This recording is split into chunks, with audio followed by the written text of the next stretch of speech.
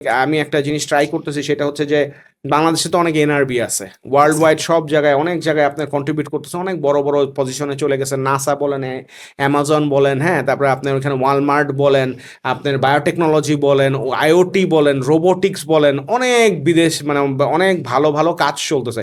তো এরা তো আনটাচড, অনেকে দেশের সাথে বেশিরভাগ লোকের কি নাই নাই, এবং কোনো প্ল্যাটফর্ম নাই যে এদেরকে কি করতেছে, টাচ করার চেষ্টা করতেছে বা এক জায়গায় আনার চেষ্টা করতেছে। আমি খুবই ক্ষুদ্রভাবে একটা এক্সপেরিমেন্ট আমি অলরেডি চালাচ্ছি। I am trying to reach out to like 40,000 এনআরবিস, যারা অনেক ভালো। ওয়াও, হ্যাঁ, 40,000! 40,000 এনআরবিস যারা আপনার বেসিক্যালি এটা লিড জেনারেশন করছি আমরা লিঙ্কডিন থেকে করছে, এটাও আমরা লিঙ্কডিন সেশনটা আলাপ করতে পারবো।